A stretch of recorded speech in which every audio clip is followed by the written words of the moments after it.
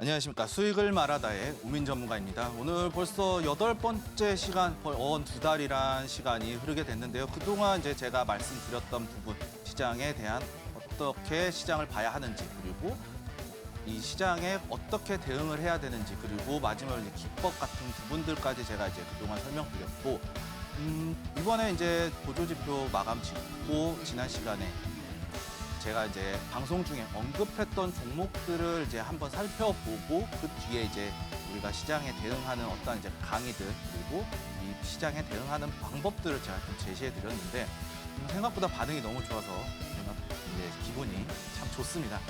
오늘 또 내용이 조금 많다 보니까 좀 빠르게 시작하도록 하겠습니다. 그리고 여러분들의 수익을 위해서 또 열심히 한번 달려보도록 하겠습니다. 먼저 보유 종목 분석, 제가 방송 중에 언급했던 종목들을 이제 한번 심층적으로 살펴보는 시간인데요. 방송 중에 시간이 너무 짧다 보니까 언급하지 못한 부분들, 그리고 제가 이 시장을 보면서 어떠한 관점에서 종목을 선택했던 이유, 원인들을 한번 이제 살펴보는 시간인데요. 한번 살펴보도록 하겠습니다. 먼저 오늘 살펴볼 종목은 바로 삼성물산인데요. 삼성물산 보시게 되면은 4가지의 사업을 주요 사업으로 영위를 하고 있거든요. 종합물류, 무역, 레저, 그리고 건설업 이 4가지의 주요 사업을 영위를 하고 있는데 제가 주목해야 될 부분은 바로 이 건설업입니다. 이 건설업. 이 건설업이 지금 부동산 시장이 좀 살아나고 있다라는 이제 제가 분위기를 좀 감지를 했기 때문에 이 삼성물산에 대해서 제가 이제 언급을 했던 종목 중에 하나였습니다.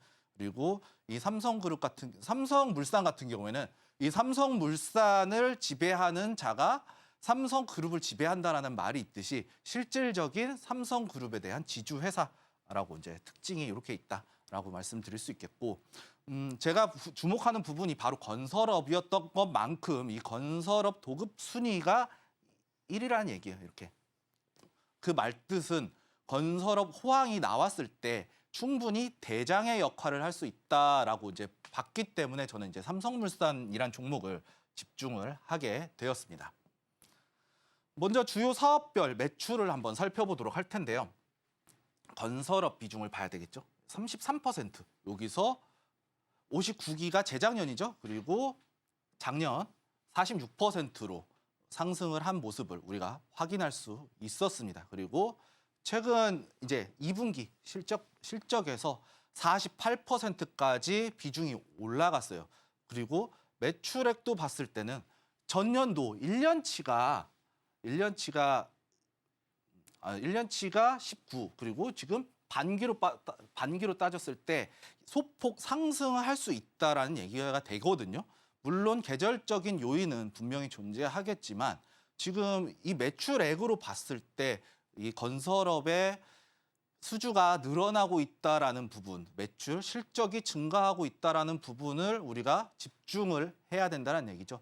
하지만 이제 어떻게 보면은 뭐 실적과 주가는 무조건 정비례한다라고는 말씀을 못 드리겠어요. 물론 이 어떠한 이슈, 주식은 제가 계속해서 말씀드렸다시피 미래에 대한 그 가치를 기준으로 보기 때문에 실적이 모든 주가에 모두 반영이 되지 않아요. 하지만 이 삼성물산 같은 경우에 특히 우리나라 우량주 코스피 200에 속해 있는 종목들은 실적과 주가가 비례한다고 봐도 돼요. 어느 정도의 비중을 차지하고 있어요. 실적이라는 부분이.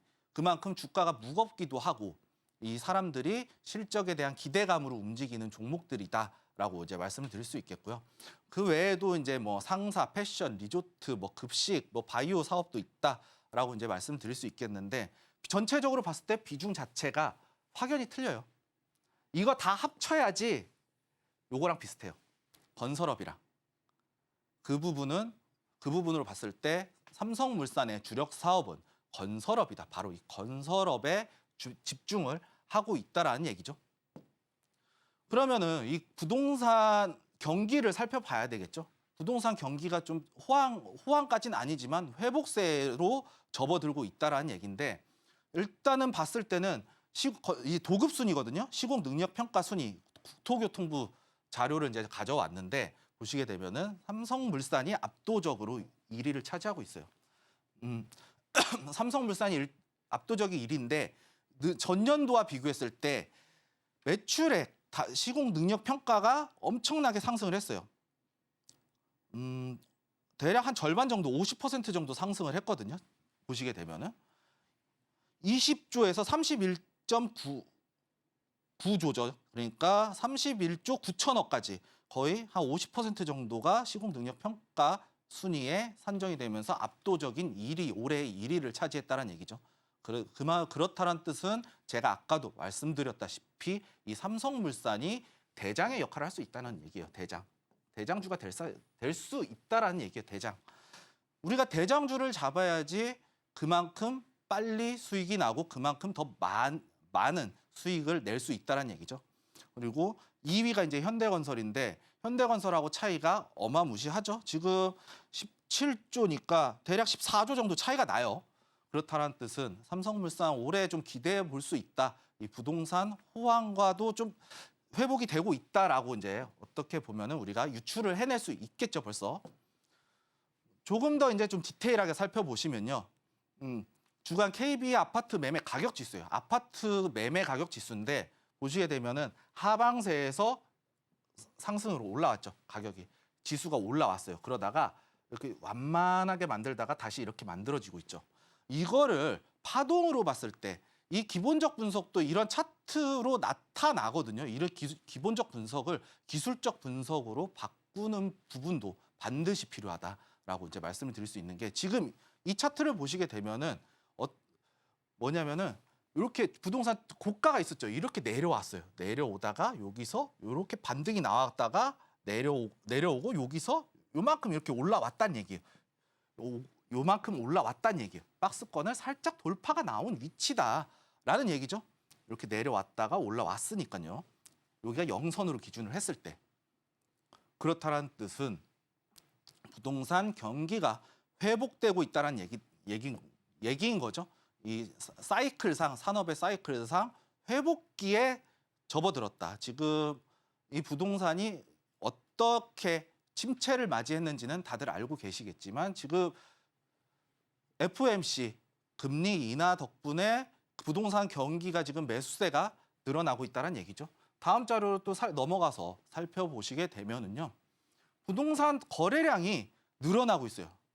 이렇게 부동산 경기가 거래량이 이렇게 올라왔다가 이렇게 내려왔다가 지금 여기서 반등이 나오고 있다라는 얘기예요. 거래량이 부동산 시장의 경기에 있어서 거래량은 엄청나게 중요하다는 얘기죠. 부동산은 어떻게 보면은 거래량이 없으면은 그냥 침체다. 거래량이 줄었죠. 여기가 침체 구간인 거죠. 그리고 코로나 시절이죠. 이때가 2020년 이후에 금리가 엄청나게 대폭 시장에 자금이 풀리면서 이때 부동산의 거래량이 늘어났었고 그리고 반인플레이션을 잡겠다고 해서 FOMC에서 기준금리를 인상했죠. 금리가 인상하니까 부동산 가격이 거래량이 줄었죠. 그러면서 부동산 가격이 하락을 했었죠. 그러고 나서 이제 침체를 겪다가 작년 1분기부터 살살 늘어나는 추세가 살짝 나오기 시작했다는 얘기예요. 그 뜻은 지금 부동산 경기가 살아나고 있다, 회복하고 있다라고 봐도 무방하다라고 말씀을 드리도록 하겠습니다. 다음 자료로 이제 살펴보시게 되면은 지금 이제 부동산 경기 전체적으로 봤을 때 거래량이거든요. 이 거래량들을 봤을 때 전반적으로 거래량, 이 수치들이 상승하고 있죠. 증가했어요. 2024년 2분기 6월 자료죠. 이 자료들이 엄청나게 거래량이 늘어나고 있다라는 부분은 부동산이 지금 자산 시장에 있어서 관심을 받고 있다라는 얘기예요. 결국에는 부동산은 지금 거래량이 늘어나면은 시장에 관심을 받고 있고 관심을 받으면 가격이 상승을 하겠죠. 우리 주가 거래량 늘어나면은 매수세 늘어나면 가격 상승하는 것과 마찬가지로 똑같다. 부동산도 크게 별반 다르지 않다. 그렇기 때문에 부동산과 관련된 부분, 지금 거래가 살아나고 있기 때문에 부동산과 관련된 부분이 있어서 얼마든지 주가에 영향을 줄 수 있다는 얘기죠. 지금 이제 보시게 되면은 FOMC, 페드워치에서 금리 인하 전망치, 시장에서 예상하는 금리 인하 전망치거든요. 지금 현재 FOMC 다음 주 넘어서죠. 18일인가 그럴 텐데 지금 5.25에서 5.5 여기 있네요. 5.25에서 5.5. 5.5라고 잡았을 때 요 구간. 그러면 지금 시장에서 올해 연내에 금리 인하할 이 폭이 금리 인하 폭이 100bp에서 125bp 요 사이거든요. 그럼 100bp가 1%고 125bp가 1.25%죠. 금리가 떨어진다는 얘기예요. 요 구간 내에서 1%에서 1.25% 구간에서 금리가 떨어지게 되면 우리가 어떠한 흐름이 나오게 되느냐. 시장에 그만큼 자금을 더 많이 땡길 수가 있다는 얘기죠. 어떻게 보면 땡길 수 있다. 더 많은 자금을 투자를 유치하기도 편할 뿐더러 금리가 낮아지면 우리가 자금을 빌려서 은행 대출을 빌렸을 때 지금 주담대가 한 5에서 6% 정도일 거예요. 아무리 낮아도 4%대인데 그냥 기준금리 인하 폭만 놓고 봤을 때 우리가 그냥 단순히 1억을 빌렸을 때 지금 4%면은 연 400만 원의 이자만 연 400만 원의 이자를 지불을 해야 되거든요. 그런데 낮아졌잖아요. 금리가 1% 낮아졌으면 1억에 300만 원으로 줄어드는 거예요. 그러면은 내가 한 1년에 400만 원의 이자를 감당을 해야 되는데 300만 원으로 줄어들면 그만큼 더 많은 돈을 빌릴 수가 있다는 거죠. 100만 원어치를 더 빌릴 수 있다는 거죠. 그만큼 시장에 내가 가용할 수 있는 자금이 늘어난다. 그렇기 때문에 화폐에 대한 유동성이 요만큼 축소되었던 게 요렇게 커진다. 요만큼 커질 수 있다라는 거죠. 그 말뜻은 부동산 시장의 특성을 봤을 때 충분히 부동산 시장이 성장을 회복할 수 있는 그 계기가 된다라고 말씀을 드리고 싶습니다. 금리 인하와 부동산의 관계를 대해서 좀 설명을 해드리자면요. 부동산은 레버리지를 활용하는 자산입니다. 레버리지, 이게 뭐냐? 레버리지. 우리가 흔히 말해서 영혼까지 끌어서 뭐 집을 샀다 뭐 이런 얘기 있잖아요. 뭐 영끌에서 투자를 했다. 이 부분 자체가 말 그대로 이게 레버리지라는 거예요. 빚내서. 대출이에요, 이게. 레버리지가 대출이다. 대출을 내서 부동산을 사는 거죠. 우리 부동산 살 때 100% 현금 주고 사는 경우 없죠. 거의 없을 거예요. 그렇다는 뜻은 대출. 이게 내가 집을 살 건데 돈이 모자르니 내가 앞으로 구매할 집을 담보로 해서 대출을 받겠다라는 얘기죠. 이게 바로 모기지론이고 주담대라는 거죠. 주택담보대출이라는 거죠. 이 부분을 레버리지를 활용하는 자산이다. 부동산도 자산이잖아요. 이 자산 시장의 하나가 부동산 시장이기 때문에 빚을 내서 투자를 하는 자산이다. 그리고 대출을 받으면 뭐가 발생을 할까요? 자금 조달 비용. 이걸 단순히 말하면 이자다, 이게. 이자. 우리 돈을 빌리면 이자를 지급을 하잖아요. 예를 들면요. 우리가 1억을 빌렸을 때 이자 비용이 5%라고 봐요. 그럼 이자 비용만 500만 원이라는 비용이 지출이 되겠죠. 그런데 이자가 5%에서 3%로 줄었다고 가정을 할게요. 그러면은 나는 이거 1억에 500만 원까지 이자 비용을 댈 수 있어. 그런데 3%로 줄었잖아요. 그럼 내가 1억이란 돈을 빌렸을 때 내가 갚아야 되는 이자는 300만 원밖에 안 된다는 거예요. 그럼 내가 얼마까지 자금을 더 빌릴 수가 있을까요? 은행에서. 단순히 계산했을 때 한 1억 6천 정도 되겠네요. 1억 6천 정도. 1억 6천 정도 빌리면은 이자 3% 하면은 6, 3, 18, 480만 원 정도 나가겠네요. 그러면은 1억 내가 기존에는 500만 원 이자를 감당할 수 있는 최대 금액이 500만 원인데 이 안에서 대출을 받았을 때는 내가 기존에 1억밖에 못 빌렸어요. 그런데 내가 감당할 수 있는 금액은 1억 6천까지 상승을 한다는 얘기예요. 그 말뜻은 내가 부동산을 구매하기가 유리한 조건이 된다라는 얘기예요. 반대로 금리가 올라가게 되면 내가 부담하는 이자 비용이 늘어나게 되니까 그동안 부동산 가격 상승률과 내가 그동안 이자 비용을 지불해야 되는 비용이랑 합산을 했을 때 손실이 날 수도 있다는 얘기예요. 그렇기 때문에 부동산 가격이 하락을 하게 되고 오히려 금리가 떨어졌을 때는 내가 앞으로 부동산 가격이 내가 지불하는 이자보다 작기 때문에 부동산 가격이 상승한다는 얘기죠.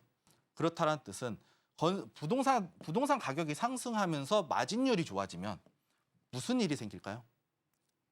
건설업이 호황을 보겠죠. 부동산과 건설은 같이 움직인다. 이게 핵심이라는 거죠. 이게 핵심이다. 이 상관관계 제가 첫 시간에 말씀드렸잖아요. 자산시장 간의 이 상관관계를 파악을 하게 되면 우리가 투자해서 수익을 보기 유리해진다는 얘기죠. 이 상관관계가 작용을 하기 때문에 제가 이 삼성물산이라는 종목을 픽을 했던 이유 중에 하나입니다. 그리고 이제 이슈들을 좀 한번 살펴볼까요? 어떠한 이슈들이 있었는지. 삼성, 이재용, 바라카, 원전, 성공신화 또 쓸까? 이제 4대 그룹, 체코 직결. 제목만 보고도 벌써 알게 되겠죠. 원전 수주 나왔잖아요. 원전 수주가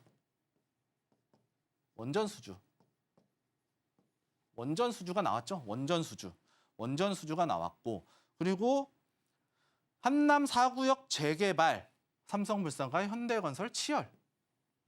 경쟁이 붙었다는 얘기죠. 이 왜 경쟁이 붙을까요? 이게 왜 기업 간의 경쟁이 붙을지를 한번 생각을 해봐야죠. 왜 경쟁이 붙을까요? 사업성이 있잖아요. 사업성. 이 사업성이 말 그대로 마진. 이게 결국에 실적으로 이어진다는 얘기예요. 이렇게 실적으로. 그럼 실적이 올라가면 이 기대감에 주가는 상승을 하겠죠. 이런 식으로. 이 하나하나 이렇게 우리가 차근차근 이 흐름을 파악을 하게 되면 투자하는데 상당히 쉬워진다는 얘기예요. 거기에 부가적으로 기술적 분석만, 타점만 잡아주면 우리는 충분히 얼마든지 유리한 관점에서 충분히 진입할 수 있다는 얘기가 되겠죠. 그럼 밑에도 한번 살펴볼게요. 주주 환원이 들어가 있네요. 이건 딱 봐도 안 봐도 밸류업하고 또 들어가 있죠. 밸류업. 그러면 벌써 이슈가 몇 개가 있을까요? 원전, 부동산, 그리고 밸류업 프로젝트. 3개의 테마가 같이 있다는 얘기예요. 그럼 여기서 원전 하면 또 이제 미국 대선이 나오고 있죠. 트럼프가 유리하게 되면은 이슈를 탈 수 있다는 얘기예요. 그런데 트럼프가 되더라도 원전 테마는 없어지겠지만 하나가 또 있죠. 부동산이 있잖아요. 트럼프가 아마 당선이 되면 금리 인하 시장에 돈 어마어마하게 풀 겁니다. 이건 제가 장담할 수 있어요. 트럼프가 되면 시장에 어마무시한 자금을 투입을 할 거거든요. 그렇기 때문에 이 자금이 투입됐을 때 부동산 가격, 인플레이션 때문에 상승할 수 있어요. 우리 코로나가 그랬던 것 같이. 이 부분에서 또 호재가 하나 또 있죠. 이 원전 재료가 트럼프가 되더라도 원전 오케이 될 거고, 트럼프가 안 되더라도 지금 시장 금리 인하 때문에 이 재료는 살아있다는 얘기예요. 이 재료는 살아있고 트럼프가 되면은 오히려 건설업은 엄청난 호황이 될 거고, 그리고 안 되더라도 금리 인하 때문에 부동산 가격이 살아날 수 있다는 긍정적인 부분 해석할 수 있고, 지금 현 정권에서 밀고 있는 밸류업도 있다는 얘기예요. 밸류업. 자사주 매입하고 그리고 주주 환원하고 그러면서 주가의 기업적인 가치를 올리겠다라는 게 밸류 프로젝트의 핵심이잖아요. 이런 부분들에 있어서 삼성물산 재료 괜찮다라고 이제 저는 판단을 했고요. 그 전에 이제 차트를 보기 전에 먼저 재무제표도 한번 살펴봐야겠죠? 재무제표도 한번 살펴보도록 하겠습니다. 재무 컨센서스 한번 살펴보도록 할게요. 쭉 내려서 삼성물산 보시게 되면은 연결 연간으로 봤을 때 매출액 조금 감소했죠. 전년도 감소했는데 올해 조금 늘어날 예정이다. 올해 조금 늘어날 예정이고 나쁘지는 않아요. 컨센서스 자체는. 그리고 영업이익이 매출액은 그렇게 많이 늘어나진 않았거든요. 그런데 우리가 집중해봐야 될 거는 이 컨센서스 상의 이 영업이익 반드시 봐야 된다. 영업이익, 매출액은 제가 치킨집 예를 들면서 말씀을 드렸잖아요. 매출액이 그렇게 차이가 안 나는데 영업이익이 늘어난다라는 말은 마진율이 늘어났잖아요. 마진. 내가 치킨 한 마리 팔아서 6,000원 남겨 먹던 거 한 마리 팔았을 때 7,000원이 남는다면 이 기업은 수익성이 좋아진다는 얘기잖아요. 그만큼 수익성이 좋아지면 주가에 반영이 되겠죠. 이 영업이익률 상당히 중요한 부분이다라고 말씀드릴 수 있겠고요. 좀 더 내려가서 보면은 어쨌든 코스피 지수 이제 지수에 포함되는 코스피 200 지수에 포함되는 종목이기 때문에 부채 비율이나 이런 거는 낮을 수밖에 없고요. 영업이익률 보시면 영업이익률이 증가할 것이다. 그리고 실질적으로 이렇게 계속해서 증가하고 있죠. 2.82, 2.84, 3.47, 5.86, 6%. 올해는 7%대를 예상을 하고 있다. 벌써 이제 2분기 지나가고 있잖아요. 7%대 영업이익률 상당히 좋은 거죠. 2%에서 7%까지. 한 5% 조금 안 되게 상승을 했네요. 4.5% 정도 이제 상승을 한 움직임을 보여주고 있다라고 말씀을 드릴 수 있겠고요. 그리고 그다음에 조금 더 내려가서 보시면 이제 BPS 밸류업과도 관련이 있는 게 지금 BPS가 주당 순 자산 가치가 19만 원 선이죠. 그런데 2024년 올해 말에는 주당 21만 원 순 자산 가치가 이 순 자산 가치라는 게 뭐냐면요. 자산은 부채와 자본의 합이에요. 부채가 빚이죠. 자본은 원래 내가 갖고 있는 자본이에요. 돈이에요. 이거를 빼고 주가로 나눴을 때 21만 8천 원이 될 것이다 라고 이렇게 예상을 치료 컨센서스를 내놨고요. 분기별로 봤을 때 이제 분기별로 좀 나눠서 볼게요. 분기별로 나눠서 보시게 되면은 영업이익 계속해서 증가하고 있는 모습 보여주고 있어요. 영업이익 이렇게 증가하고 있죠. 7,700억에서 9,000억까지 올라가고 있고 전년 동기 대비해서 늘어났어요. 한 10% 정도 매출 상승했고 그 이상으로 영업이익이 증가를 했다라는 걸 봤을 때 올해 삼성물산 매출 상당히 좋을 것 같아요. 영업이익률에서 벌써 차이가 나죠.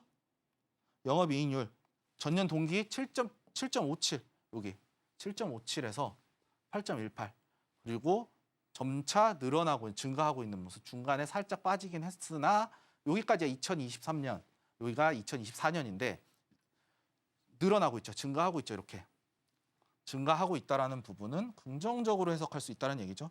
그리고 예상 컨센서스 자체도 지금 4분기 여기 4분기 예상치는 조금 늘어났다. 0.9% 상승해 있다. 매출 이전에도 이렇게 7.49, 7.30 소폭 증가할 것이다라고 이제 전망치를 내놨어요. 물론 전망치가 다 맞지는 않습니다. 하지만 우리가 투자에 대해서 참고해 볼 필요가 있다라는 거죠.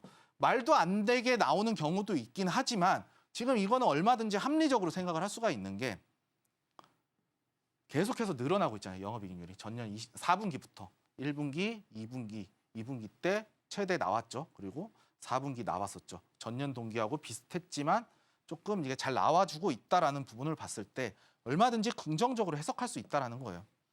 그리고 요 정도만 보면 될 것 같습니다. 지금 보시게 되면은 영업이익률, 매출액도 증가할 것이고 영업이익률이 증가함에 따라서 실적이 좋아질 것이다라고 우리가 예상을 하면 되겠습니다. 그리고 이제 차트를 통해서 좀 넘어가시게 되면은요, 삼성물산 차트 한번 보실게요.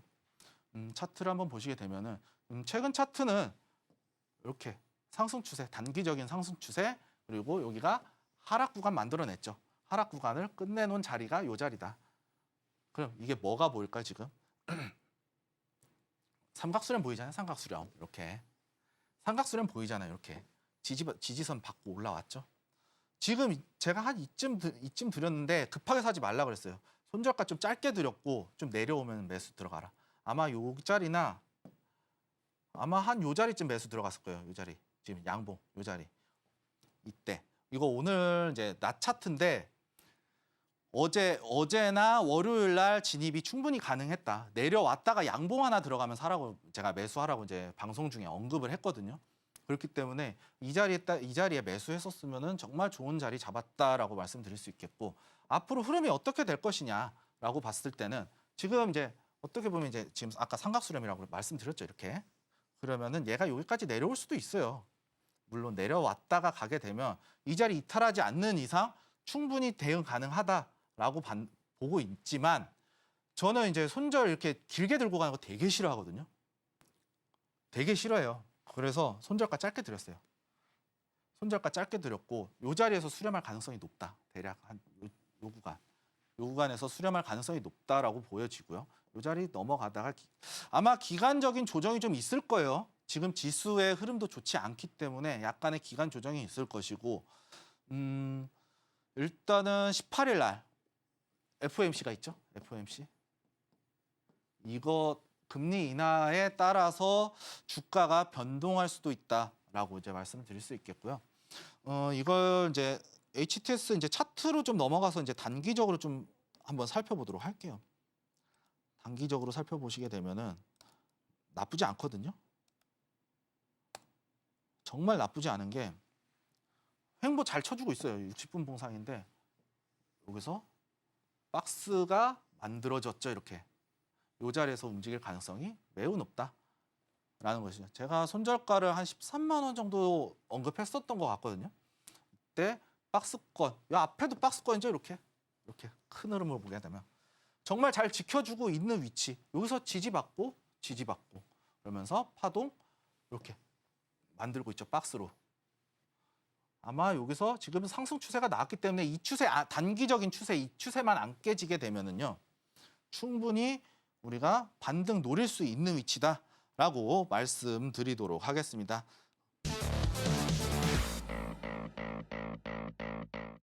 네, 삼성물산에 대해서 알아봤었고요. 그렇기 때문에 삼성물산 상당히 괜찮은 종목이다라고 말씀을 드리도록 하겠습니다. 그리고 오늘 알아볼 부분은 이제 구간에 대한 해석인데요. 어떠한 구간에 대한 해석을 좀 살펴봐야 된다. 지난 시간에 봤었던 구간에 대한 해석이겠죠. 하락 구간, 여기서 하락 구간 만들어지고 여기서 반등이 나왔죠. 반등이 나왔는데 이 자리에서도 횡보하는 구간이 만들어졌어요. 그런데 이 상승 추세를 깨지 않고 횡보하는 구간이 만들어지고 갭으로 돌파가 나오니까 충분히 상승이 가능했었다라는 얘기고요. 이때가 아마 이제 제가 이제 공략했던 종목에 대해서 이제 말씀드린 부분이고요.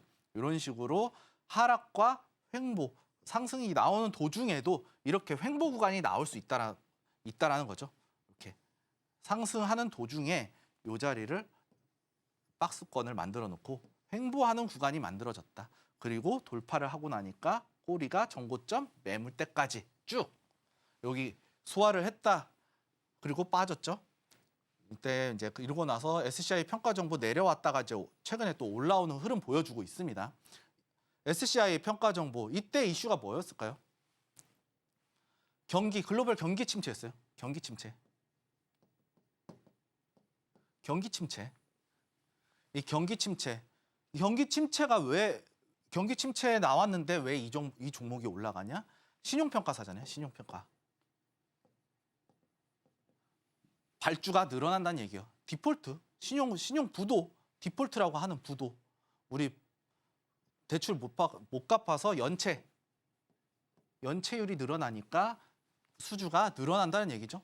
채권을 헐값에 매입해서 채권 추심 업무를 진행하면서 수익을 발생시키는 그런 사업을 영위하고 있기 때문에 이런 사업을 영위하고 있기 때문에 경기가 불안정하면 이런 종목들이 상승을 할 수 있다는 얘기죠. 다음 또 살펴보도록 할게요. 시너지 이노베이션 여기서 어떻게 나왔나요? 여기서도 단기적으로 이렇게 하락이 나왔어요. 하락이 나와주고 나서 그 다음에 여기서도 상승하는 도중에 이 자리도 끊어서 보시게 되면은 박스권이 나와줬다. 상승하는 도중에도 박스권이 만들어지면서 돌파가 나오니까 급등이 나온다라는 얘기죠. 이런 식으로 우리가 상승하는 도중에 이 박스권 충분히 대응을 가능하다. 저는 이 박스권을 정말 좋아하거든요. 박스권만큼 확실한 위치가 없다. 지지 저항 확실하잖아요. 상승 추세보다 박스가 확률이 더 높아요. 그렇기 때문에 저는 박스를 정말 좋아합니다.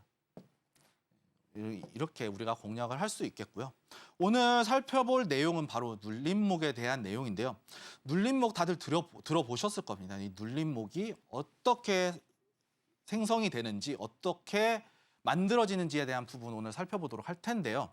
그리고 눌림목을 활용해서 우리가 공략을 하는 것까지 한번 살펴보도록 할 텐데, 눌림목은 과연 무엇일까요? 우리가 상승하던 주가가 조정을 받는 구간이에요. 조정을 받는데 이 조정이 어떤 조정이냐? 기간 조정과 가격 조정 두 가지가 있죠. 가격과 기간. 주가가 하락을 해요. 하락을 하는데 가격적인 부분만 하락을 하면서 조정을 받는 거예요. 그런데 기간 조정 같은 경우에는 주가가 상승하다가 물론 여기서 급락 나왔다가 여기서 기간 조정 거칠 수도 있어요. 그런데 상승하다가 진짜 조금 빠졌다가 여기서 박스 치면서 되게 지루하게 움직이는 경우가 있거든요. 가격 조정. 나 올라갈 것 같아서 샀는데 못 기다리겠어. 한 5거래일, 10거래일 걸려버리는 거예요. 이게 5에서 10거래일 이렇게 걸려버리면 나는 단타 보고 들어갔는데 여기서 끽해봐야 2% 타점 정말 잘 잡았는데 내가 낼 수 있는 거 시간 투자했는데 난 하루에 이제 급등 나오는 거 먹고 한 5에서 10%를 받는데 하루 변동폭이 2%밖에 안 나오는 거야. 2%밖에 안 나오면은 어떻게 하겠어요? 털어내겠죠? 안 간다. 이러고 털어내겠죠? 이러면서 조정이 나오는 게 바로 기간 조정이라는 거예요.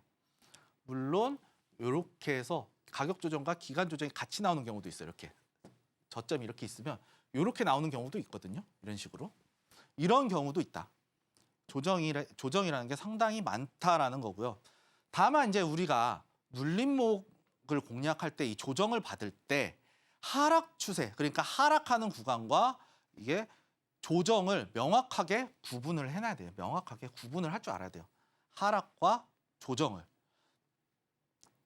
저는 이런 말 되게 싫어하거든요. 싫어하는 말 중에 하나 있어요. 건강한 조정? 저는 없어요. 없다고 봐요. 건강한 조정 따위는 없어요. 그냥 조정은 조정이에요. 뭐가 건강해요? 주가 빠졌는데. 우리 힘들잖아요. 어렵잖아. 건강한 조정 없다고 봐요. 그냥 조정은 조정이에요. 그냥 하락이에요. 차트를 한번 통해서 봐도 되겠는데 우리 2차 전지 생각하면 편하잖아요. 주가 이렇게 하고 빵빵빵빵 1000% 뛰었어요. 그랬는데 이미 이격도 여기서 다 벌어졌어요. 다 벌어지고 역배열 나왔죠. 5일선이 21선 깨버렸어요. 깨버려서 여기 나왔는데 여기 한번 살짝 이탈이 나왔어요. 이탈이 나왔는데 이거 건강한 조정이다? 없다고 봐요. 건강한 조정? 저는 건강한 조정 저점 안 깨야 돼요. 이 자리 안 깨야 된다고요. 빠지더라도 이 폭 절반 이상은 안 깨야 돼요. 이게 건강한 상승 추세에서 올라가는 게 건강한 조정이지. 이격도 다 벌어진 상태에서 데드크로스 나와가지고 하락 추세 만들어 시그널 보내고 있는데 이게 무슨 건강한 조정이에요. 제발 건강한 조정 이런 얘기 하지 마세요. 진짜 정말 이런 진짜 잘못하면 우리 계좌 다 부러져요. 정말로 저 진짜 이런 종목도 이렇게 움직이는 종목들 뭐 이렇게 추천하지도 않을 뿐더러 매수하라고 그러지도 않아요. 저 오히려 혼낼 거예요. 오히려 진짜로. 다음 한번 살펴보도록 할게요. 좀 감정이 좀 격해졌습니다. 조정 얘기 나오면은 좀 사실 화가 나요. 그리고 눌림목의 형성이 왜 눌림목이 형성이 되는지에 대한 부분 이제 살펴보도록 할 텐데 우리가 정고점을 한번 잘 보라고 그랬잖아요. 이렇게 주가가 하락을 할 때 이렇게 파동을 그리면서 만들어요. 이렇게.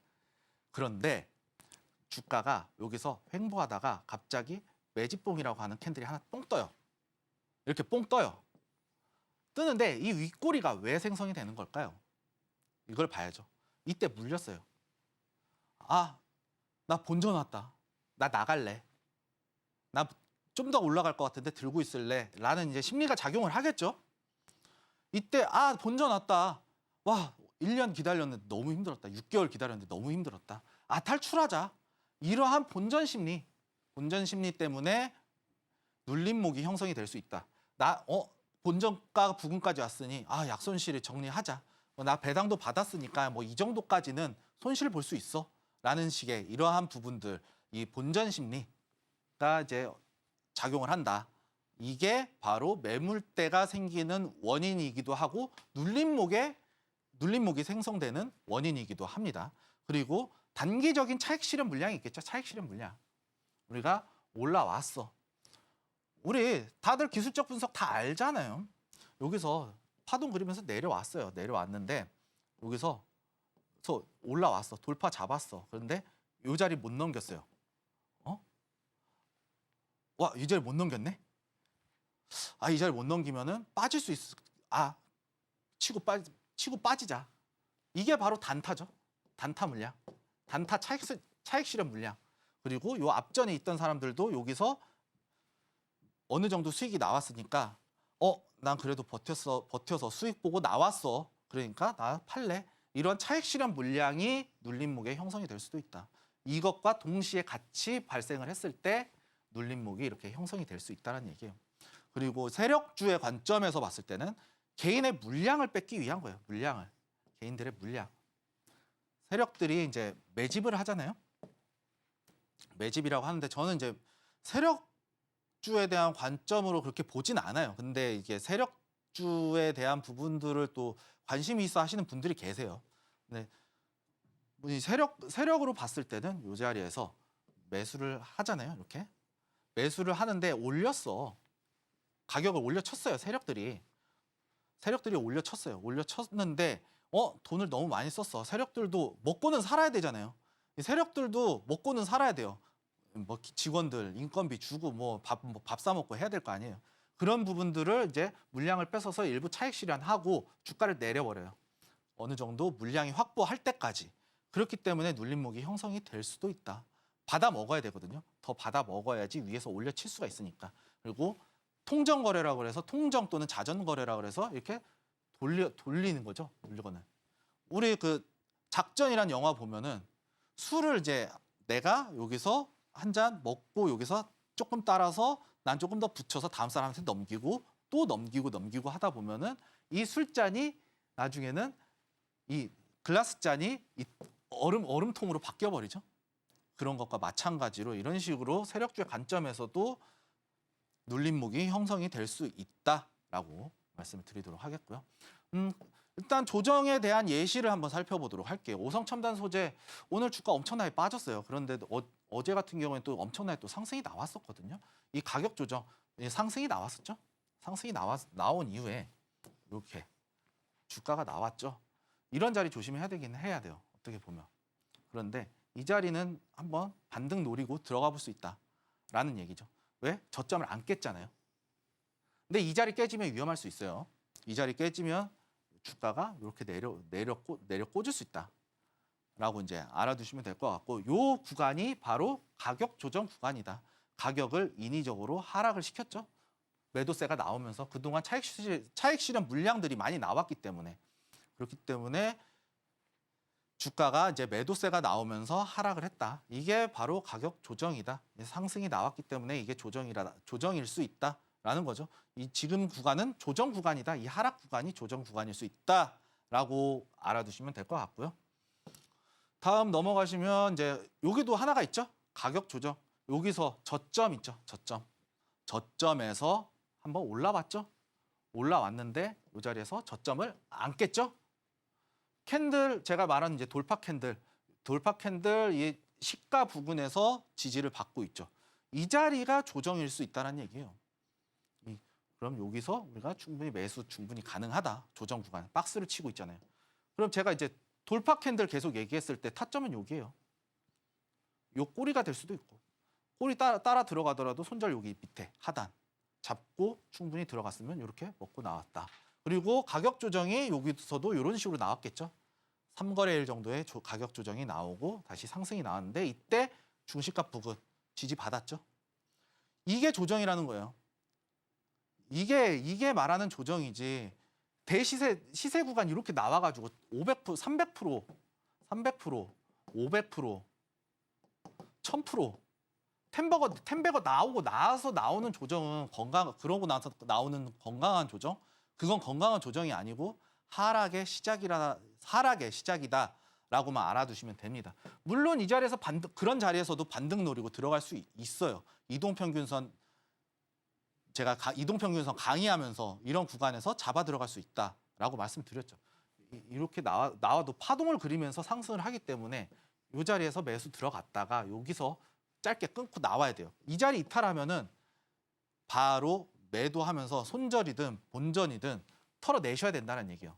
내 계좌에서 아웃 퇴출시켜야 된다는 얘기예요. 아웃 시키면서. 이런 식으로 충분히 대응을 할 수 있겠지만 조정은 아니다라고 다시 한번 강조해 말씀드리도록 하겠고요. 기간 조정 예시로 보게 되면은 일단 과거 차트예요. 과거 차트인데 제가 예전에 공략했던 종목 중에 하나인데 시노펙스 여기서 가격 조정 나왔어요. 저점 안 깼잖아요. 파동에 대한 저점을 안 깼기 때문에 조정으로 인정할 수 있다. 그리고 기간 조정이 나왔죠. 진짜 지루하게 움직이긴 했어요. 여기서도 상승 추세를 타고 있긴 했으나 지루하죠. 앞전에 이렇게 강력하게 나왔던 거를 제외해놓고. 그런데 이 자리 뚫고 나니까 기간 조정 끝내고 나니까 돌파가 나왔죠. 그러고 나서도 여기서도 기간 조정이 나와줬습니다. 그리고 돌파하고 나서 주가는 그 이상 날아갔죠. 이 시노펙스 종목은 이제 필터 관련주였죠. 필터였는데 이제 네옴시티 관련주로 이제 부각되면서 상당히 강력하게 날아갔다. 그리고 우크라이나 재건하고도 좀 연관이 있거든요. 이 종목 같은 경우에는 갖가지 재료들이 혼합돼서 강한 상승을 만들어냈던 종목이었다라고 말씀드릴 수 있겠고요. 대봉 LS 같은 종목을 또 한번 살펴보도록 할게요. 대봉 LS 지금 최근 엄청난 상승 나왔죠. 이거 최근 차트인데 이 상승이 나왔었죠. 이 상승이 뭐 때문에 갔었냐? 비만 치료제로 갔었죠. 비만 치료제.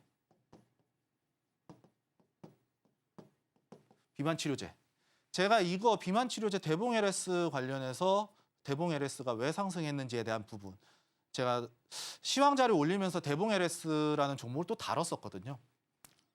그런데 보시게 되면은 여기서도 상승 이후에 저점 깨지 않고 기간 조정 나왔어요. 박스권에 기간 조정 엄청나게 지루한 기간 조정. 여기 가격 조정 나왔죠. 하락 구간에 대한 가격 조정 그리고 횡보 구간 나오면서 기간적으로 지루하게 끌고 갔죠. 근데 이거는 조정이라고 하기는 어렵고요. 사실상은 실질적인 조정 구간은 여기예요. 돌파 나왔잖아요.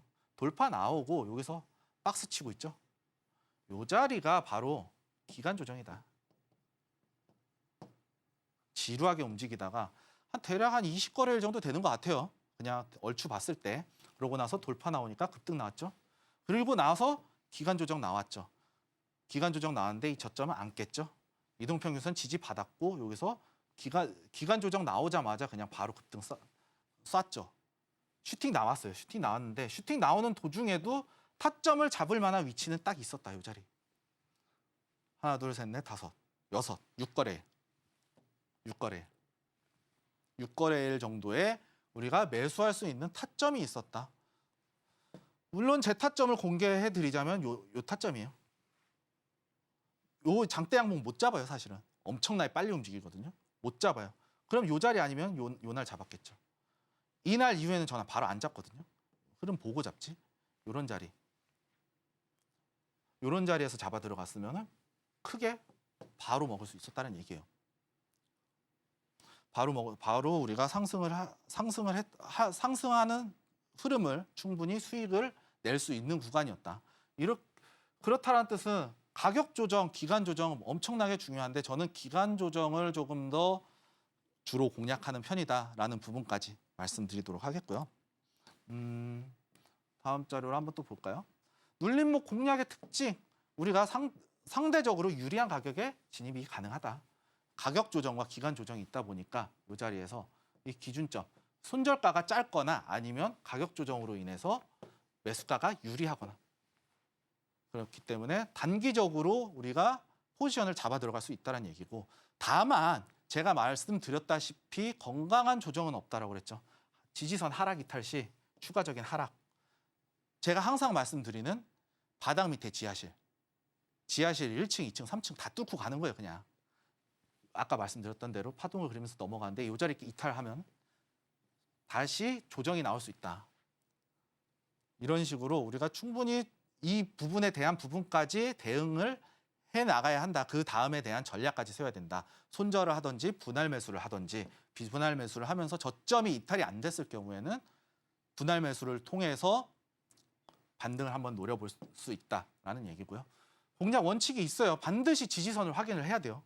지지선 정말 중요하다. 주식시장에서 지지, 저항 이것만 알고 있어도 실패할 일 거의 없어요. 지지, 저항만 확실하게 지켜주면, 그리고 추가적으로 상승할 수 있는 패턴들이나 이런 것만 알면 차트적으로는 사실 어려울 거 없어요. 이 부분만 좀 열심히 좀 파면서 공부를 하게 되면은 정말 어렵지 않다라는 거 느끼실 거예요. 그리고 지지선을 이탈했다면 반드시 손절. 이거 만약에 조정이 나왔어요. 가격 조정이 이렇게 나왔는데 여기 이탈하면은 요 밑에까지 내려오는 퍼센테이지가 상당히 커요. 그렇기 때문에 반드시 손절 또는 분할, 말씀 안 드렸지만 분할 매수까지. 분할 매수와 물타기는 엄연히 다르다라는 부분 다시 한번 강조드리겠고요. 눌림목은 지지선이 매우 중요하다. 그렇기 때문에 지지선은 무조건 잘 보고 눌림목을 대응하셔야 된다라고 말씀을 드릴 수 있겠고요. 차트 예시를 좀 들어보자면 SMG 3G 엔터, 오늘 또 주가가 상승했다가 좀 빠졌어요. 최근에 이제 주가 흐름이 잘 나왔는데 이런 경우에는 지금 눌림목이 오늘 음봉이 빠졌으니까 이 자리 상단이 아마 눌림목 위치가 되겠죠. 그러면은 그 다음 구간은 이 자리까지 14,500원 정도, 14,200, 300원, 14,200원에서 500원 정도 이 자리까지 지지를 받는 거를 확인하고 전략적으로 좀 접근해야 될 필요성이 있는 종목이다라고 말씀을 드릴 수 있겠고요. 다음 자료 보시면 이제 SCI 평가 정보 한번 또 나왔네요. 이 자리 보시게 되면은 상승 나왔죠. 상승 나온 이후에 우상향 차트 만들어주고 있어요. 그러면 상승에 대한 눌림목이 나올 수 지금 눌림목 위치에서 이 자리에서 충분히 매수 가능하고 손절가는 여기 이 자리 잡으면 된다. 아니면 추세가 이탈하는 약간 위쪽에서 잡을 수 있겠죠. 아니면은 여기까지 한번 난 지켜볼 거야 라면서 여기까지 손절 잡고 요 구간에서 분할 매수에 대한 관점까지 한번 노려볼 수 있다라는 얘기죠. 우리가 눌림목, 그 지지 저항을 통해서 눌림목을 충분히 공략할 수 있다라는 얘기가 되겠죠. 그렇다는 뜻은 우리가 눌림목을 공략하면 상당히 유리한 가격에서 수익을 낼 수 있다라는 부분 다시 한번 말씀을 드리겠고요. 오늘 마지막에 좀 시간이 조금 부족했습니다. 시간이 부족해서 좀 빠르게 넘어간 부분이 있는데요. 이런 식으로 눌림목을 충분히 공략하면은 상당히 유리한 가격에서 우리가 수익을 편하게 낼 수 있다라고 말씀을 드리고 싶고요. 조정과 건강한 조정이란 없다. 건강한 조정은 저점을 이탈하지 않고 상승에 대한 추세를 연결할 수 있을 때만이 건강한 조정이다라는 부분을 말씀드리면서 오늘 눌림목까지 설명 마치도록 하겠습니다. 오늘 시청해 주셔서 감사합니다.